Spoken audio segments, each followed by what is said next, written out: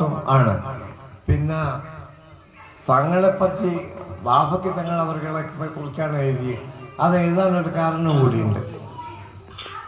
അത് നിങ്ങളുടെ ശ്രദ്ധയിൽപ്പെടുത്താൻ ആഗ്രഹിക്കുന്നു. വർഷങ്ങൾക്ക് മുമ്പ് ഏതാണ്ട് 48-50 കൊല്ലം ഒരു മഹാസമ്മേളനത്തിൽ, കോഴിക്കോട് വെച്ചൊരു മഹാസമ്മേളനത്തിൽ 10,000 പങ്കെടുത്ത ഒരു സമ്മേളനത്തിൽ ബാഫയ്ക്ക് തങ്ങൾ ചെയ്ത ഒരു പ്രാർത്ഥന എൻ്റെ ഓർമ്മയിൽ ഇപ്പോഴും. എന്താണ് പ്രാർത്ഥന എന്ന് ചോദിച്ചാൽ, റഹ്മാനായ റബ്ബേ, ഈ സംഘടന സമുദായത്തിന് ഹൈറാണെങ്കിൽ ഇത് നിലനിർത്തി തരികയും ഇതിനെ വളർത്തി തരികയും ചെയ്യണേ റഹ്മാനെ.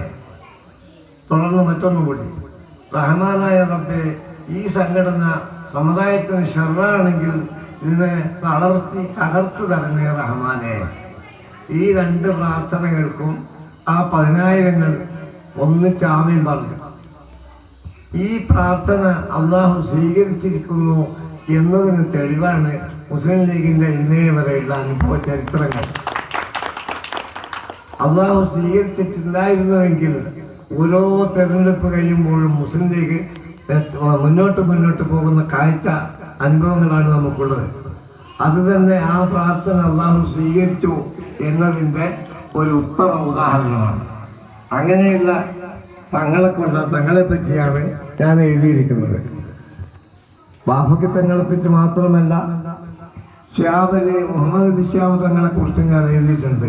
പക്ഷെ അത് വെളിച്ചം കണ്ടിട്ടില്ല, എന്തോന്നും അറിയില്ല. പിന്നെ അതുകൊണ്ട് ഈ പാട്ട് പാടിച്ചുകൊണ്ട് ഞാൻ എൻ്റെ വാക്കുകൾ അവസാനിപ്പിക്കാം. അധികമൊന്നും പറയാനില്ല. എല്ലാവർക്കും ഒരിക്കൽ കൂടി നന്ദി രേഖപ്പെടുത്തിക്കൊണ്ട്, നന്ദി പറഞ്ഞുകൊണ്ട് ഞാൻ എൻ്റെ വാക്കുകൾ അവസാനിപ്പിക്കുന്നു. വാഹിറു ദഅ്വാന അൽഹംദുലില്ലാഹി റബ്ബിൽ ആലമീൻ. റഷീദ്,